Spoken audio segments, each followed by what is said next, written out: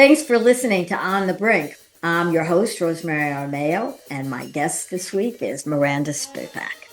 Dedicated fans of this podcast might remember her from a panel we broadcast, a little over a year ago now. And that was on public records, how important it is for both journalists and the public to be able to get at those records. Things like land ownership and budgets and purchases and all kinds of public transactions. Well, over that past year, Miranda has been spending it, spinning her years as an investigative reporter for newspapers and her expertise with public records into a book. It's out, about to be out, and it is called Backroom Deals in Our Backyards, How Government Secrecy Harms Our Communities and the Local Heroes Fighting Back. Hell of a title that I'm going to ask you about in a little while. But I've asked Miranda to come back because there's a lot of fighting back beginning to happen across the country right now. You may have noticed. And the more local heroes, the better at this time. So I want her to tell us about what she's learned. Miranda, can you fight City Hall? Yeah, I think you can fight City Hall. And the five people who are the main focus of the book, whom I'm calling accidental activists, because like most people, nobody wants this job, this role. It's very challenging. But what has happened to these folks is that something happened in their communities. They discovered a problem, and nobody else was stepping up, so they stepped up. And it can be a very consuming occupation or, second job, but it's really, really important. And I think what they have done and what I think the book can serve as right now is something of a playbook for activism at the local level, which can spiral nationally. And if you Mm-hmm. build at the grassroots, which is something that politicians, I think, have thought about, but maybe haven't acted on as much. If you build at the grassroots, that the pressure moves up and it's like hot air rising. And Mm-hmm. so right now, I think people are very worried, frustrated, whatever. A lot of people think I can't touch what's going on in Washington. I can't really do anything about it. But where can I make a difference? Well, you can make a difference close to home. And that's really what the book is all about. Well, I want to go back to my original question. You can't fight City Hall. That expression came about because even fighting at the local level can seem daunting to someone who doesn't spend every day, as we did as reporters, going to public meeting and watching public officials. It all seems very far away and very arcane. So I know that we're making a difference here between national activism and local activism, but they're both kind of scary, and no one wants to do that. Or not willingly. It's not fun. Oh, it's definitely not fun. I think you can fight City Hall, though, and that's what these people have done.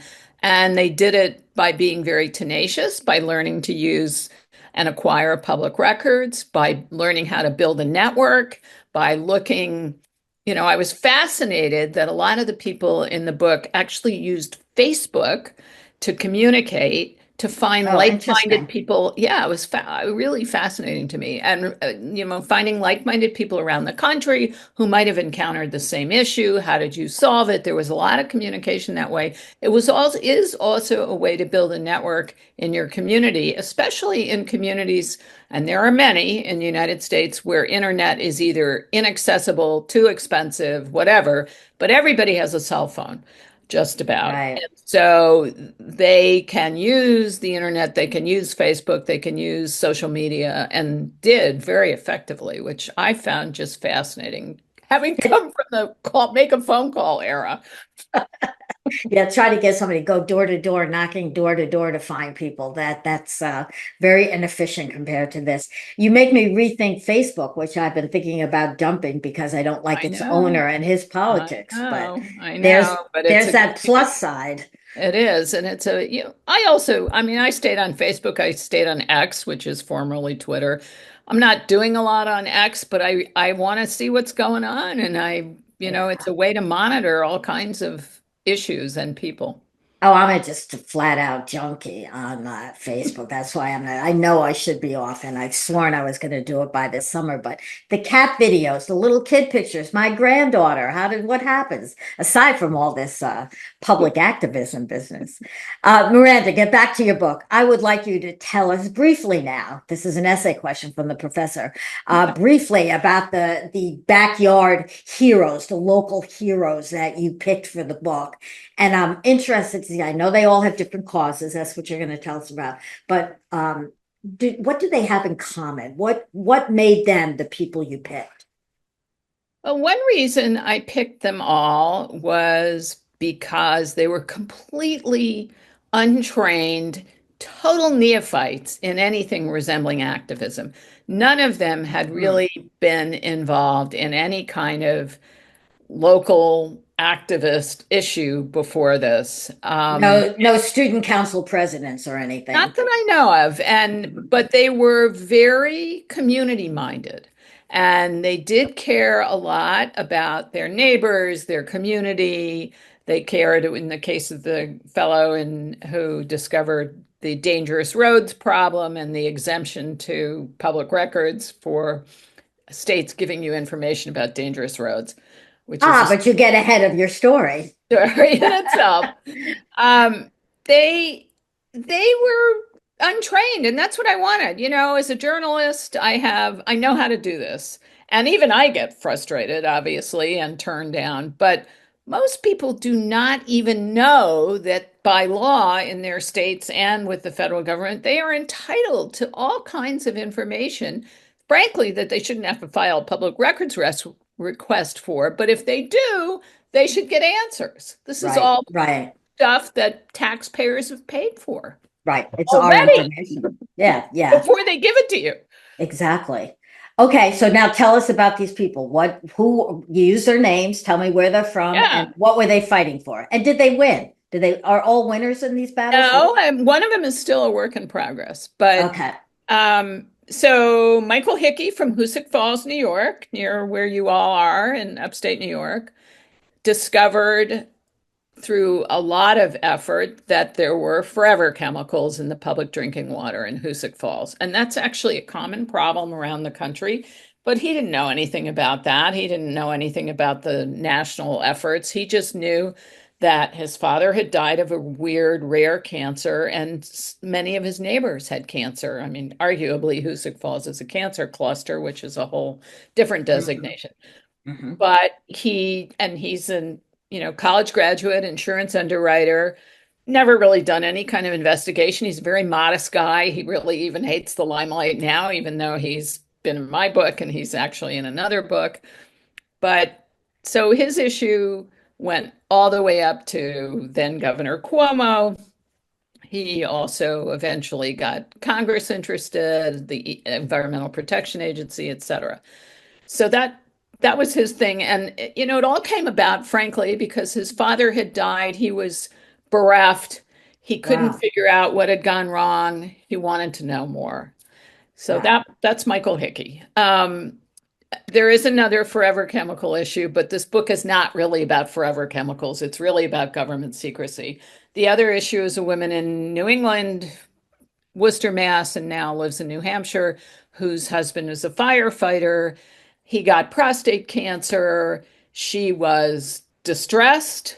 He couldn't keep working. He had to retire early, and she began to wonder why there were a lot of people she knew who had prostate cancer who were in the fire service, and also overall, if you look at the fire service nationwide, the rate of cancer, the frequency of cancer is higher in the fire service than in the general population. That's interesting. Yeah, it is. And some of that you can sort of make sense of. Okay, they go into these burning buildings. There's a Chemicals. couch that has, been treated with God knows what, and there's chemicals in everything, in the paint on your wall, Sure. whatever. And also wildland firefighters get exposed to a lot of weird carcinogens. So, okay, there's sort of that explanation for it.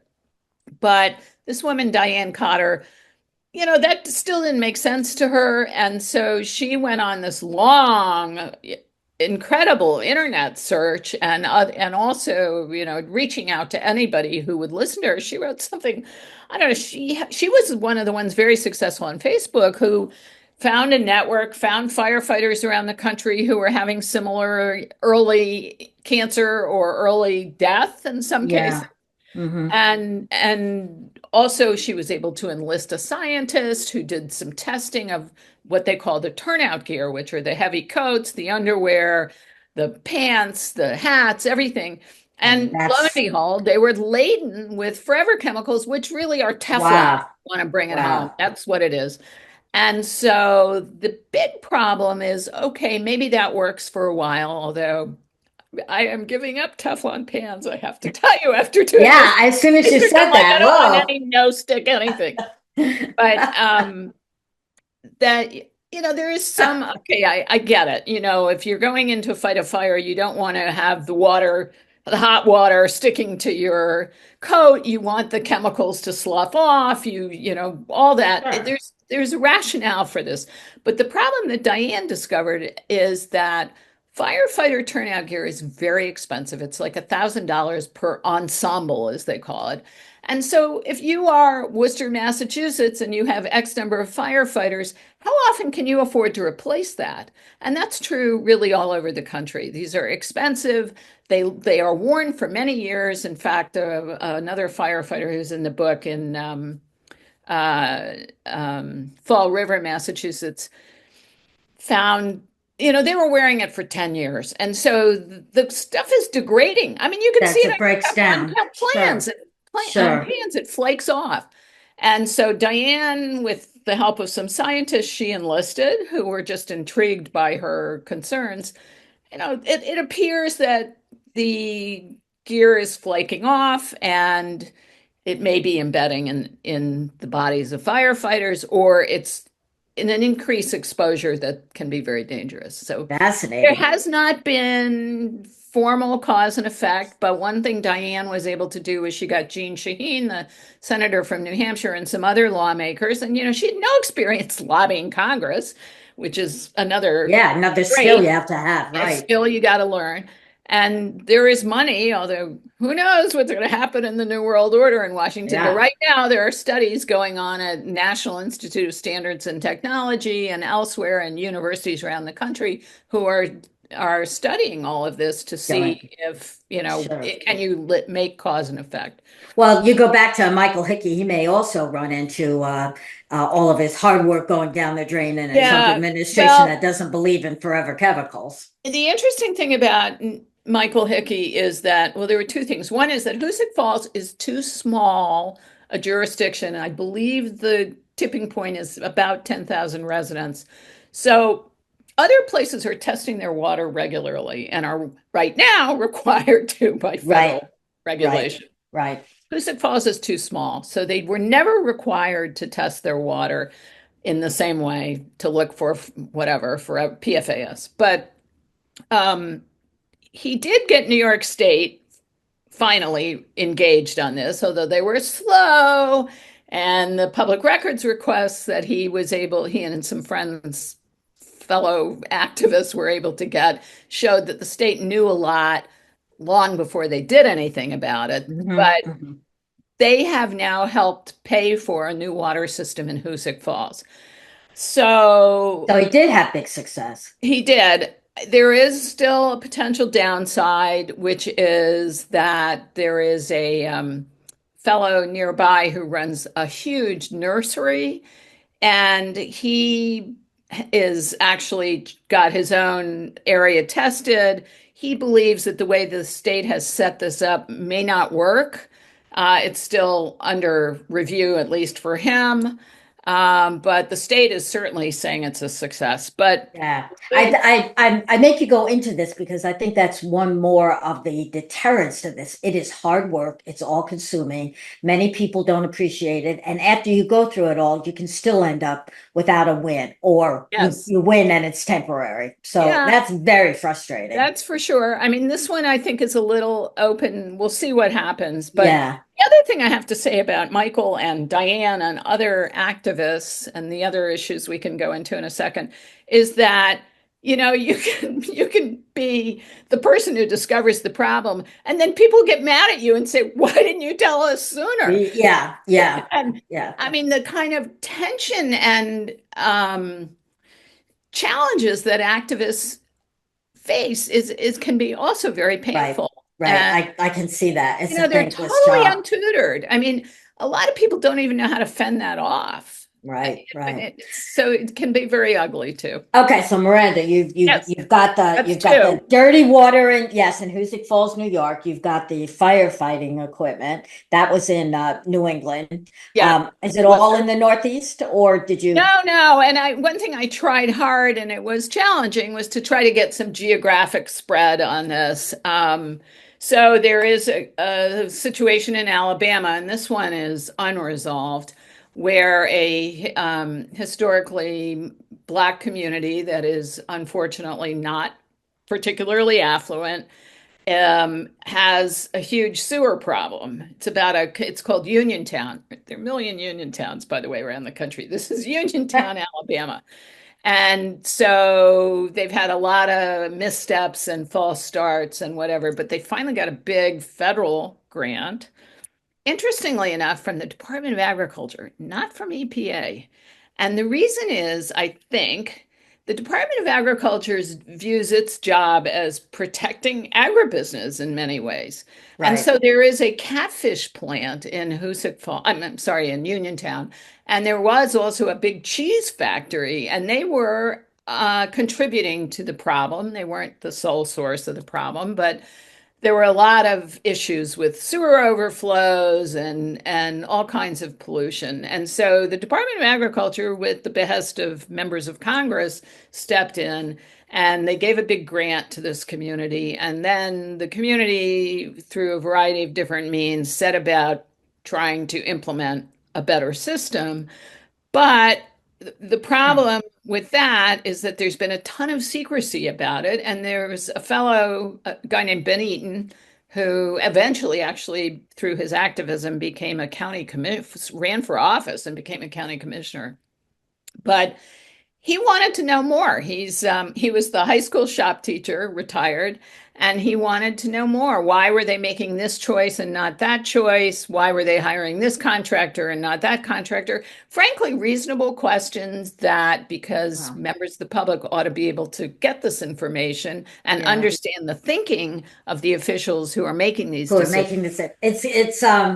It reminds me, Miranda, of investigative reporting. Those are curiosity and asking questions, looking for the Yeah. answers. Yeah, so Okay, and you're he was shut down at every turn. And interestingly enough, after a long period, linked up with a free legal help from first Yale Law School and then the University of Vermont Law School student clinics, which is something people should think about if you end up right. needing a lawyer, or the ACLU or the State Bar Association, where you may also be able to get referrals for free legal help, because lawyers, but based on their bar membership, are pretty much they're required to do a certain amount of free legal work every year. So you should Trump think is about, requiring free legal work for him now. I wonder if yeah, that and that's actually gonna, fulfills our requirements. Yeah. yeah, it's gonna, well, yeah. We Anyway, go so off on a tangent. I'm sorry. that's all right. I mean, that's a huge problem, and that's going to suck up a lot of the pro bono It capacity is. in the country. But anyway, Ben gets help finally after a couple of years, because he's filed records requests locally at the state level and nationally with the Department of Agriculture.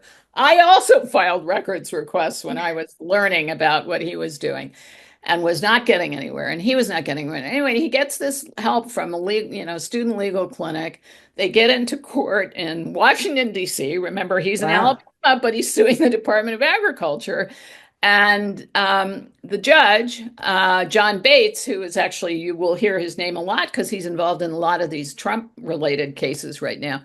He basically tells the Department of Agriculture, cough it up, this is ridiculous, or Wow. words to that effect. He didn't quite put it that way. I'm sure he was way more judicious than I am being. But so Ben gets a lot of documents that then are very, and this is chronicled in the book, that are confusing and contradictory, and who knows who made what decision and why and whatever. And I, in order to get the same documents, I redo my Freedom of Information Act request, which is the federal records request.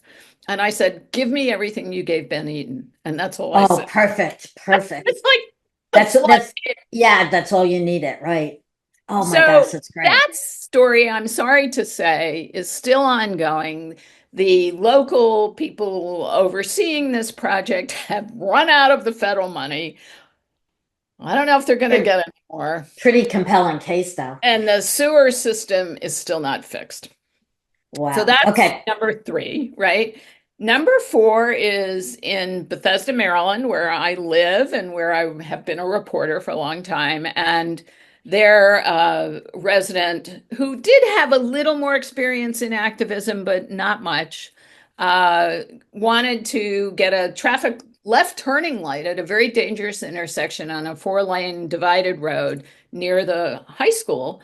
And he knew because his daughter had gone there and he just lived nearby that there were always a lot of accidents. And it was often teenage drivers trying to make this dangerous left turn, cutting across four lanes of Wow. traffic early in the morning. So, we don't Sure, even know if sure, they're awake. And they're all new drivers, too, basically. sure. So the state kept turning him down. It's a state road. And so the state highway department was in charge of it. The state kept turning him down. And he finally said, look, I want to see the documents that give the rationale for you turning me down. Seems like a Oh, reasonable nice. question. Yeah, The study, yeah. there've got to have been engineering studies. There's got to have been some collection of data about frequency of accidents, whatever. So they tell him no. And they say it's not in the public interest. And I'm like, what? Wow. What is Wow. this? So it turns out, and this fellow, Richard Boltock, sort of helped me figure this out, but there is a federal law. This is a problem actually in practically every state, by the way. There is a federal law that allows states to rank their like 10 most dangerous intersections as they apply for federal funds to get them fixed. So that list is submitted to the Wow. Federal Department of Transportation, and Congress has given them an exemption, or the states an exemption from giving it out. Because suppose your neighborhood is number 11 and you're not on the list, you're going to be Wow. annoyed as hell. But also, it just the federal law, and there has actually been a Supreme Court ruling on this too, but the federal law basically said that information about, what were the studies and the rankings and all of this, that information could be made public, but it couldn't be used in a lawsuit. So in other words, if you Right, knew right, the state knew they had a problem and they hadn't fixed it, you could sue them, but you wouldn't be able to admit this information into into evidence. So right. that's really what the law says. However, many, many states, except New York, interestingly enough, because there was a state court ruling going the other way, but most states will turn down requests for those background documents. Anyway, he Did did he get get his, yeah, did he get he his did sign in get the end? yes, but it's really a horribly sad story. The only reason they finally got the left turning light after many, many accidents there, one night in February 2016, I think it was a Saturday night, a family driving on that road and wanting to make that left turn, Uh, go to the high can school see what I can play. see what's happening. Oh Oh my God. God. So they make that turn and somebody comes barreling over the hill and eviscerates them. And the father, the mother, and the son die. The 15-year-old daughter survived, amazingly enough. And at that point, the PR was so bad for the state because people knew for the longest time that Richard Boltuck had been Right. trying to do this. And there was just an Wow. outcry that so what they did was they fixed the intersection, but they have never acceded to the idea that they have to give up the documents. They're still holding on to the Yeah. secrecy. So, Although what they said to me, and that's my latest check right before I submitted my manuscript, they said to me, we're doing it on a case by case basis. And then I said, well, how many have you actually given out? And it was, yeah, yeah, yeah. So Miranda, have you ever done any of this kind of activism? Does it make me? you probably didn't as a journalist because we can't get involved, but Right. does it make you want to? Don't you want to be a hero like these guys? Well, you know what I've often thought about, and I thought about this even when I was working at the Washington Post, was there are people in this world, whether they are nonprofits with tiny budgets or people like Richard Boltock or whatever, they need help. And Yeah, as you I could said, be a consultant. I mean, a lot of Local people, activists. Oh, after this podcast, they're all going to call you. a lot of people around the country, until they encounter a problem, they have no No idea how to do idea. this. And actually, I think the book, and there is a Will how-to help. chapter at the That's end. what my next question. Yeah. Do any of these people, after you do this, and okay, it is an adrenaline rush, to go to a meeting and you're in charge and you see people are afraid of you, they must feel elevated, as difficult as it is. Do you ever then go back to being the, dumb regular citizen, the happy layperson? It's an interesting question. I think it's very individual. Michael Hickey, as I said, the guy in Hoosick Falls, New York, he is very modest. And he has said, he's had this for 10 years also, just about. And he was so happy when some other people started to step up and help. And it's very stressful. He doesn't like the limelight. In fact, he said, I think at some point, Aaron Brockovich, who I hope people know who that Right. is, um, wanted to meet with him. And he was like, I don't want to do this. Really? Oh, Yeah, wow. yeah. Wow. So I think it's very individual. I think some people more so than others, but I don't think again anybody is really in it for the glory. And it's so much hard work. I mean, I don't want to discourage people because I think now more than ever, we Yeah. need Yeah. people working hard at all levels of Well, government. every one of the cases had a grief or a personal sort of tragedy at the Yes, heart of it. yes, Many of them did, yes. yeah. The And the you, fifth one, by the way, we haven't mentioned, which is just, yes, I'll say briefly, it was a fellow who was entitled, he thought, to get out of prison 6 months early after spending 20 plus years there. But parole boards and judges and whatever there's a lot of reliance on proprietary software to set bail, to figure out parole, whatever. And it's all being done. A lot of it's being done by AI now. And this guy, even though he had a perfect record for 10 years, which is almost unheard of in any prison, it's very hard. Uh, and he was nominated for early release. I mean, somebody put his name up there anyway, but the algorithm said he couldn't do it. And so then he wanted to unravel how that software worked. And again, was never able to do it in any official way. The company that makes the software said, no, no, this is trade secret. We can't give it out. I mean, even judges and prosecutors and defense lawyers don't know how these things are working, which is a whole huge problem. Anyway, he figured it out sort of on his own where the problem was and that there'd been some bad information fed into the system, which is something I think we all need to be very alert to with the uses of artificial intelligence. But mm-hmm, anyway, mm-hmm. that one, again, that may not be an issue that most of my readers are going to encounter personally, but I think they will find it very troubling that there's so much reliance on these artificial intelligence systems in the criminal justice system, and who knows whether people are getting due process. So that's the fifth story. Okay, so Miranda, I've been so busy talking to you. I sort of got into it and I've forgotten to be a host. I'm doing a very poor job. I'm Rosemary Armeo, and I am talking with my friend and just a fabulous reporter and now author, Miranda Spivack. And we're talking about her book on, I got to get the title because that's my next question, is how this title came together. Backroom Deals in Our Backyards, How Government Secrecy harms it's covered up here. How government secrecy harms our communities and the local heroes fighting back. That's 4 ideas in the title. You would never get away with that at the Washington No. Post. Well, you know what? The interesting thing about the title is I don't know who in the publishers uh, fabulous group of editors, et cetera. It was sort of a group decision, as I understand it. They came up with it. The original title that I had built on a series that I had done for Reveal from the Center for Investigative Reporting, which is still online if anybody wants to read it. It's called State Secrets. And that's what I came in with as the title. It's a play on words, obviously, but Right. I think this is a much better title. It is Yeah, long, you're right. It's a lot of ideas in one sentence. it's wonderful. No, I like it, but it's very unusual. It is. And also unusual is the move you made from investigative reporter to author. So I want to talk about that a little bit, maybe because I'm mostly interested in that. I admire that you did it.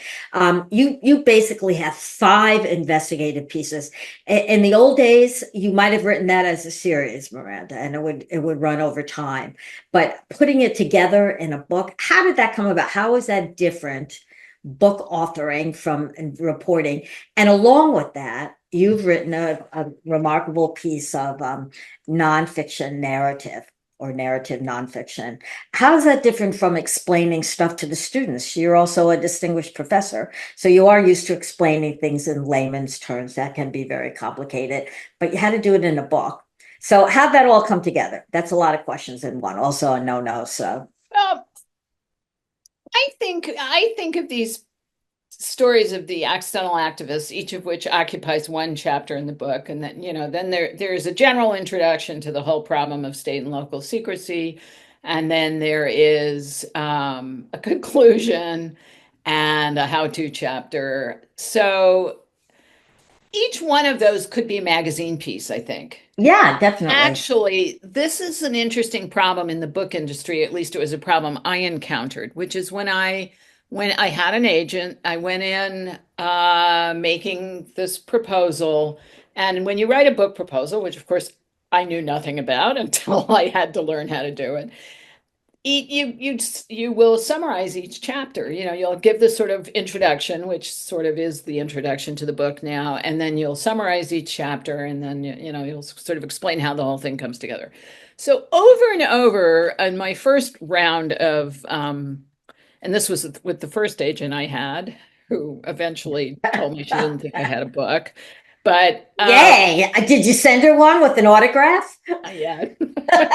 I'm going to be very she's a very nice person. It just didn't work out. But um, the you know everybody said, "Oh, we want one hero, we want one through line, we want whatever," over and over. And I was like, "Look, the through line is state and local secrecy. That's the through line. Right, I don't have one hero. I have multiple people right. encountering different problems, and Oh, I yeah. think it can all be knit together. But that is an uncommon, if you look at most nonfiction that's coming out these days, there's Oh no, it doesn't follow the arc at all. not at It's not all. so so I'm wrong. It wasn't just your title that's unusual. It's the whole structure of the The book. whole structure of the book, and I stuck with it because I thought there is a book here, and I was lucky. I found another agent in a few months after that, and that's a whole challenge in itself. And I worked at the Yeah, Washington Post. I have good credentials. You would think that I wouldn't maybe sure. struggle as much as I did, but I did. People should know that it's not easy. And but my second and current agent is a former journalist. And he saw what I was trying to do very quickly and Right, understood right. it. And he had a lot of experience with nonfiction, and he knew what to do to get the book published. And I'm very grateful to Peter Bernstein. Oh, that's fantastic. Now, Yeah. there's one other little element you found out about the book industry, and also not unlike newspaper publishing. There's competition. And there is another book out that is, I want you to talk about it. It's Mariah Blake's book called They Poisoned the World. And Right, it's on PFASs or forever chemicals, right, which is, as you have told us, one section of your book. right. But the publication date was changed on that. So now you're like in direct competition. Yeah, I mean, I think as I understand it from her, and she does focus on Hoosick Falls, New York, as sort of the the human side of the whole issue. I have not Ah, read the book, so yeah. so I can't say too much about it, but a couple people have described it to me. Anyway, her book is really about forever chemicals and how the whole issue came about and was hidden for years, decades, whatever, and the dangers were hidden. That my understanding is what her book is about. And I also understand that her publisher moved up the publication date by a couple months because there is yet another book about forever chemicals out there, Oh, also yeah. They're by hot the now. journalists. And so I think that was it, that was the rationale as I understand it. I think our books are complementary. I mean, my book is about state and local secrecy and how people learn to navigate that. And it does talk about Hoosick Falls and does talk Yeah, about forever chemicals, but it talks about a lot of other stuff. And these are sort of, to me, these are kitchen table issues. Poison drinking right. water, Yeah, dangers in PPE, a lousy sewer system, a high yeah, school, left turn signal. I mean, these yeah. are things that affect people's lives every day. Every single day. Okay, my last question has to be, we talked previously, and I said I just see the timing of this so great, how to be an activist and get things done when so many people are taking to the streets now, Right. unhappy about national issues. And you said, yes, it's the same skill set. Can you It go is. through that? I don't want you to do the whole chapter on how to, but No, the how-to chapter, I hope, is helpful to people. I think that the skill set is, identify the problem. There's strength in numbers. Politicians do listen if it's not just you, but it's me and 30 of my neighbors have this problem, or we all show up at a town hall, which we've seen now all sure, over the sure. country. I mean, a lot of politicians aren't even having these town halls anymore because they're getting, Yeah, they're afraid. Yeah, they're afraid of so, angry you know, citizens. yeah, so I really think learning to identify the issue, learning to tell your story in a very succinct way, making sure you have a lot of people lined up with you, and that takes some doing. Networking, as I said, Facebook, believe it or not, is a good networking tool. Um, you know, you can enlist, you should find a way to tell your story through neighborhood listservs, through whatever's left of local media. Radio is actually always looking to fill time, and you should think about, who's listening to the radio. How are people in my community getting this information? How do we disseminate it? Make it simple. Don't make it complicated, and don't make it about me. Make it about the issue and all these people who are affected, me included, but it's not my problem. So Mhm. I think those are sort of basic, and I think that, yes, I think those are skills that can apply anywhere. So if you are worried about the How Social about Security office being shut in your neighborhood, here's what you need to do. how about handmade signs? Do they do any good? Are they helpful in these situations? I think anything that shows a broad consensus Right, and right, opposition, right. it cannot be individual. It's got to be It's got group. to be a group. Okay, we like to make a toast at the end of our episodes. And now, after talking to Miranda, I want to salute the activists of America, the little people who make big things happen by speaking out and standing up. It takes smarts to do that, or at least good research skills. It takes a little bit of bravery, a little bit of a hard skin, and also a little theater know-how. Performance art doesn't Yeah, hurt, yeah. but anybody can do it and they can make a difference. So go out, please, and be an activist. Thank you, Miranda.